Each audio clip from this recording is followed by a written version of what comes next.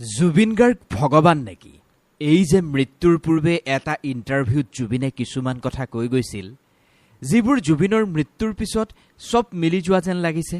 নিজৰ মৃত্যুৰ কথা কি তেওঁ আগতীয়াকৈ গম পাই গৈছিল নেকি?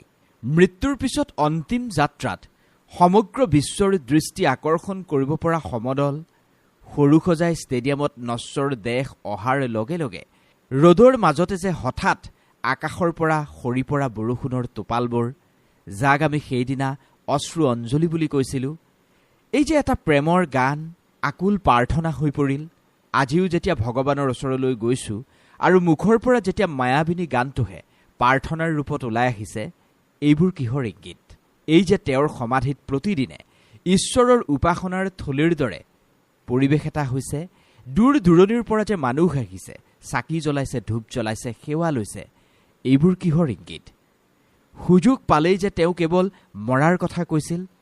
তেওঁৰ মৃত্যুৰ পিছতো তেওঁৰ ফটোখনৰ সন্মুখলৈ কাছ এটা অহা, তেওঁৰ ফটোখনলৈ চাই ৰোৱা সেই বান্দৰটো, সেই গাইজনী, এইবোৰ কিহৰ ইংগিত? তেওঁ বাৰু সঁচাকৈ ভগৱান নেকি? এই কথাবোৰ আলোচনা কৰাৰ প্ৰয়োজন আছে। জুবিন গাৰ্গ সঁচাকৈ ভগৱান নেকি? 52-53 বছৰ বয়সত তেওঁৰ লগত কি হ'ব, সেই কথা বাৰু সঁচাকৈ জুবিন গাৰ্গে প্ৰথমেই জানিছিল নেকি? সাধাৰণ মানুহতকৈ জুবিন গাৰ্গ কোনখিনিত ব্যতিক্ৰম আছিল, কোনখিনিত জুবিন গাৰ্গ বিশেষ আছিল, এই সকলোবোৰ কথা আজি আমি এই ভিডিঅ'টোত আলোচনা কৰিম। নমস্কাৰ, মই কৃষ্ণ ভূঞা। আপুনি চাই আছে be positive and always be positive. সকলোৱে জুবিন গাৰ্গৰ গীত শুনি ভাল পাইছিল।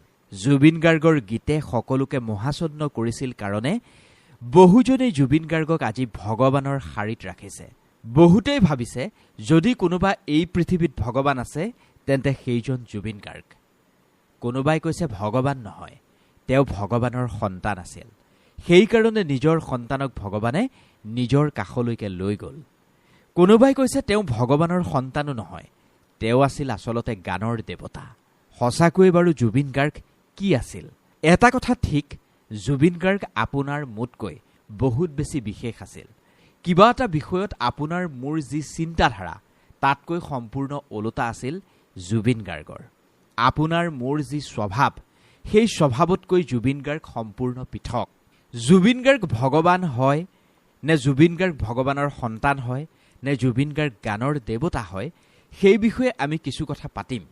কিন্তু আপোনাক আমি এটা কথা স্পষ্টকৈ ক'ব পাৰোঁ, এই ঘোৰ কলিযুগত জুবিন গাৰ্গ আছিল পুণ্যাত্মা। কাৰণ এটা পুণ্যাত্মাৰ যিখিনি গুণ থাকে, সেই আটাইকেইটা গুণ জুবিন গাৰ্গৰ গাত আছিল। জুবিন গাৰ্গ পুণ্যাত্মা আছিল কাৰণেই চাগে সেইদিনা সৰুসজাই ষ্টেডিয়ামলৈ তেওঁৰ নশ্বৰ দেশ অনাৰ সময়ত ৰ'দ দি থাকোঁতেই হঠাৎ বৰষুণৰ টোপালবোৰ পৰিছিল, যাক আমি অশ্ৰু অঞ্জলি বুলি কৈছোঁ।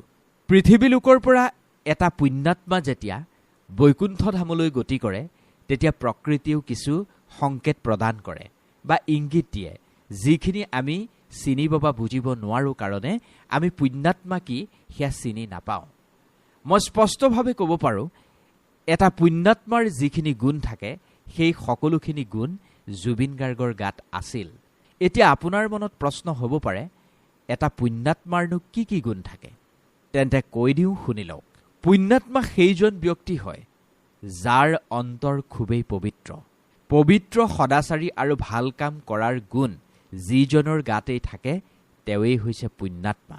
এজন এনেকুৱা ব্যক্তি যি কেতিয়াও অধৰ্মী কাম নকৰে, যিজন দয়ালু, যিজন পৰোপকাৰী আৰু যিজনে আনক সেৱা কৰি সদায় আনন্দ পায়, সেয়াই হৈছে পুণ্যাত্মা। জুবিন গাৰ্গৰ ব্যক্তিত্ব যদি আপুনি বিশ্লেষণ কৰি চায়, তেন্তে এই আটাইকেইটা গুণ আপুনি জুবিন গাৰ্গৰ ক্ষেত্ৰত দেখিবলৈ পাব। জুবিন গাৰ্গৰ মন খুবেই পবিত্ৰ। যিজনে জানে তেওঁ ভালদৰেই গম পাইছে, কাৰণ জুবিন গাৰ্গৰ মনটো পবিত্ৰ কাৰণেই জুবিন গাৰ্গ সদায় স্পষ্টবাদী। যিকোনো অনুষ্ঠানত কাৰোবাক যদি বেয়া পাইছে, সেই কথা জুবিন গাৰ্গে মুকলিকৈ কোৱাৰ সাহসকণ ৰাখে।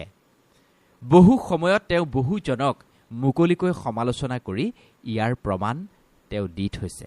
জুবিন গাৰ্গ সদাচাৰী আৰু ভাল কাম কৰাৰ গুণ জুবিন গাৰ্গৰ গাত আছে।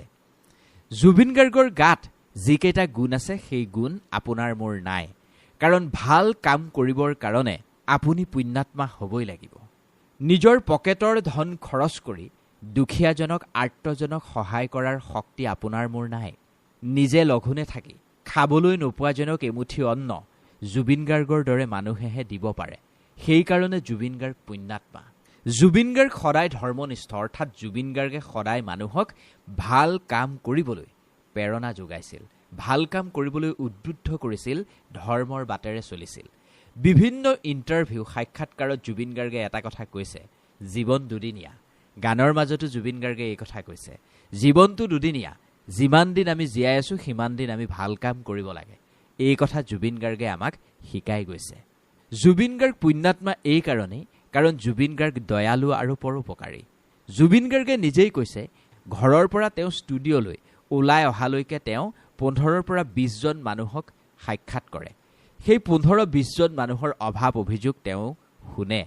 জুবিন গাৰ্গৰ ওচৰলৈ সেই শ্ৰেণী মানুহ যায়, যি শ্ৰেণী মানুহৰ এটা অন্তত বিশ্বাস থাকে, চৰকাৰ প্ৰশাসন কোনেও সহায় নকৰিলেও জুবিন দাই সহায় কৰিব। সেই আশালৈয়ে তেওঁলোক জুবিন গাৰ্গৰ ওচৰলৈ যায় আৰু জুবিন গাৰ্গে তেওঁলোকক সহায় কৰে। কোনোবাজন যদি ৰোগীয়া তেওঁকো সহায় কৰে, কাৰোবাৰ যদি সন্তানৰ পঢ়াৰ খৰচ যোগাৰ কৰিব পৰা নাই সেইজনকো জুবিন গাৰ্গে সহায় কৰি আহিছে। অৰ্থাৎ দয়ালু আৰু পৰোপকাৰীৰ গুণটো জুবিন গাৰ্গৰ গাত আছে। এই দয়ালু আৰু পৰোপকাৰী স্বভাৱ সকলোৰে গাত নাথাকে। পৃথিৱীত বহু মানুহে বহু ধন ঘটিছে, কিন্তু কেইজনেনো বেলেগক সহায় কৰি পাইছে কওকচোন? জুবিন গাৰ্গে যিমান ধন উপাৰ্জন কৰে তাৰ আধা অংশ বেলেগক সহায় কৰোঁতেই গুচি গৈছিল, যাৰ কাৰণে জুবিন গাৰ্গৰ কাষলৈ সহায় বিচাৰি যোৱা মানুহৰ সংখ্যাও আছিল বহুত বেছি। জুবিন গাৰ্গে এটা কথা বাৰে বাৰেই কৈছে, তেওঁৰ সংগ কেৱল দুখীয়া মানুহবোৰ, যিবোৰ সৰ্বসাধাৰণ খাটি খোৱা মানুহ, সেইবোৰৰ মাজত থাকিহে তেওঁ ভাল পাইছিল। ধনী মানুহবোৰক জুবিন গাৰ্গে একেবাৰেই ভাল পোৱা নাছিল। বেলেগক সেৱা কৰাৰ আনন্দ পাইছিল জুবিন গাৰ্গে। সেৱা কৰি যিটো আনন্দ পোৱা যায় সেয়া কেৱল পুণ্যাত্মাইহে বুজি পায়, পাপী আত্মাই সেয়া অনুধাৱন কৰিব নোৱাৰে। সেইকাৰণে আমি জুবিন গাৰ্গক পুণ্যাত্মা বুলি এই ভিডিঅ'টোত অভিহিত কৰিছোঁ। কাৰণ পুণ্যাত্মাৰ কাৰণে যিখিনি মুখ্য গুণ, পবিত্ৰ আৰু সাধু স্বভাৱ, মন ব্যৱহাৰ সকলো পবিত্ৰ হ'ব লাগিব, ধৰ্মৰ পথেৰে চলিব লাগিব, সদায় যি ভাল কামৰ কাৰণে মানুহক উদ্বুদ্ধ কৰে আৰু নিজেও ভাল কাম কৰে, তেনেকুৱা প্ৰকৃতিৰ হ'ব লাগিব, সদাচাৰী হ'ব লাগিব। অৰ্থাৎ ব্যক্তিৰ আচৰণত সদাচাৰী সততা ফুটি উঠিব লাগিব, পৰোপকাৰী হ'ব লাগিব, মানে বেলেগক সহায় কৰি সদায় নিজেই আনন্দ অনুভৱ কৰিব পাৰিব লাগিব।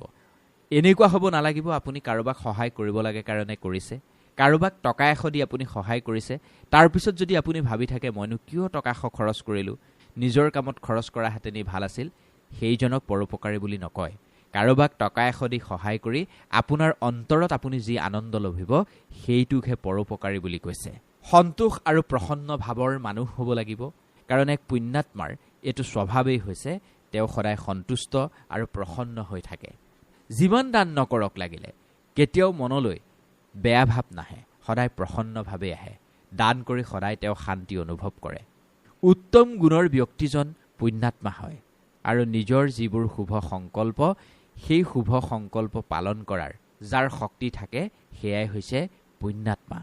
এই গোটেই কথাখিনি বিশ্লেষণ যেতিয়া আমি কৰিছোঁ আৰু জুবিন গাৰ্গৰ যেতিয়া ব্যক্তিত্ব আমি বিশ্লেষণ কৰিছোঁ, এই গোটেইবোৰ গুণ জুবিন গাৰ্গৰ গাত আছে কাৰণে আমি জুবিন গাৰ্গক পুণ্যাত্মা বুলি অভিহিত কৰিছোঁ।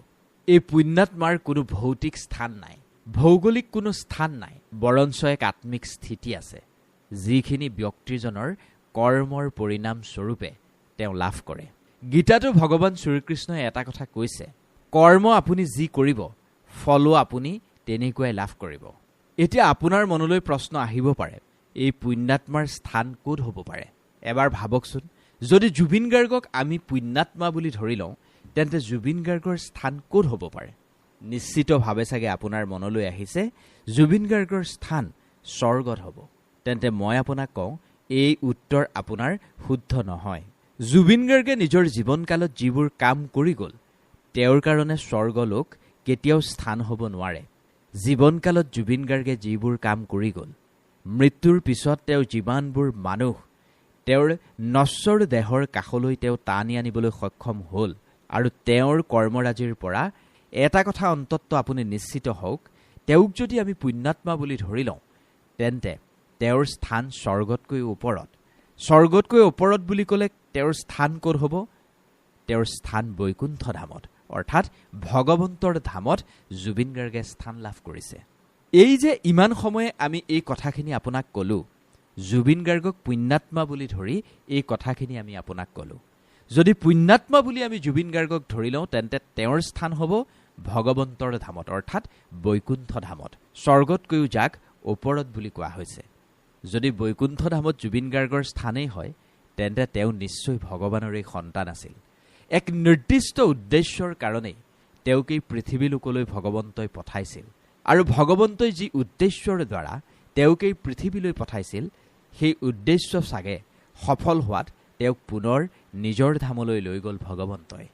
গতিকে জুবিন গাৰ্গৰ অকাল বিয়োগত আপুনি মই শোকত ভাগি পৰিছোঁ। ভাগি পৰাৰেই কথা, কাৰণ আমি প্ৰাণৰ শিল্পীক হেৰুৱাইছোঁ, আমি আমাৰ উশাহটো হেৰুৱাইছোঁ, আমি আমাৰ প্ৰাণটো হেৰুৱাইছোঁ, সেইকাৰণে আমি ভাগি পৰিছোঁ। কিন্তু শাস্ত্ৰসন্মত দৃষ্টিভংগীৰে যদি আপুনি চায়, তেন্তে এটা কথা আপুনি দেখিব, জুবিন গাৰ্গৰ স্থান কিন্তু এতিয়া ভগৱন্তৰ ধামত। ভগৱন্তই নিৰ্দিষ্ট উদ্দেশ্যৰ কাৰণেই তেওঁক পৃথিৱীলোকলৈ পঠাইছিল। সেইকাৰণে আপুনি মই দুখ নকৰি জুবিন গাৰ্গৰ কাৰণে প্ৰাৰ্থনাহে কৰা উচিত, আকুল প্ৰাৰ্থনা, ভগৱন্তৰ ধামত যাতে তেওঁ খুব শান্তিৰে থাকে, সুখেৰে থাকে। এটা অন্তত আপুনি মই কৰিব পাৰোঁ, তেওঁ আমাক যিবোৰ বাট দেখুৱাই গৈছে, তেওঁ আমাক যিখন সমাজ দেখুৱাই গৈছে, সেই সমাজখন গঢ়িবৰ কাৰণে আপুনি মই কাম কৰিব পাৰোঁ। তেওঁ দেখুৱাই যোৱা পথেৰে আমি চলিব পাৰোঁ। তেওঁ দেখা সপোনবোৰ, তেওঁ দেখা সমাজখন আমি গঢ়িব পাৰোঁ, সপোনবোৰ পূৰ্ণ কৰিব পাৰোঁ। ভগৱানৰ সন্তান বা পুণ্যাত্মা কাৰণেই আজি চাৰিওফালে তেওঁৰেই চৰ্চা। সমাধি ক্ষেত্ৰত তেওঁৰ নামতেই আজি চাকি ধূপ জ্বলিছে, সমস্বৰে আজি তেওঁৰেই গুণানুকীৰ্তন কৰিছে।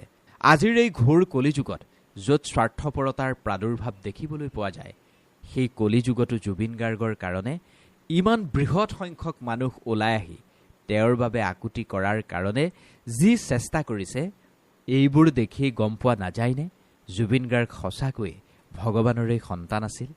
এইবোৰ দেখি আপুনি অনুমান কৰি ল'ব পৰা নাইনে জুবিন গাৰ্গ সঁচাকৈ পুণ্যাত্মা? আপোনাৰো মনলৈ এইটো ভাৱ অহা নাইনে যে এক নিৰ্দিষ্ট উদ্দেশ্যৰ কাৰণেই তেওঁক আমাৰ মাজলৈ ভগৱন্তই পঠাইছিল? সেই উদ্দেশ্য সফল হোৱাৰ কাৰণেই চাগে তেওঁক ভগৱন্তই নিজৰ ধামলৈ লৈ গ'ল। যদি তেনেকুৱা কিবা আপোনাৰ অনুভৱ হৈছে, কমেণ্ট কৰি আমাক জনাবচোন। আৰু আমাৰ কথাখিনিৰ সৈতে আপুনি একমত হয় নে নহয়, সেই কথাও আমাক মুকলিকৈ জনাবলৈ নাপাহৰিব। আমি আমাৰ অনুভৱ আপোনাৰ সন্মুখত ব্যক্ত কৰিছোঁ।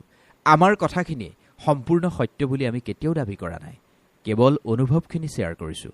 আপুনিও আপোনাৰ অনুভৱখিনি শ্বেয়াৰ কৰকচোন। এই মহান শিল্পীজনৰ স্বাৰ্থত কমেণ্টত একেষাৰ আপুনি একেবাৰে লিখিবলৈ নাপাহৰিব। ভিডিঅ'টো যদি ভাল লাগিল, অনুগ্ৰহ কৰি এবাৰ শ্বেয়াৰ কৰি দিব। ধন্যবাদ।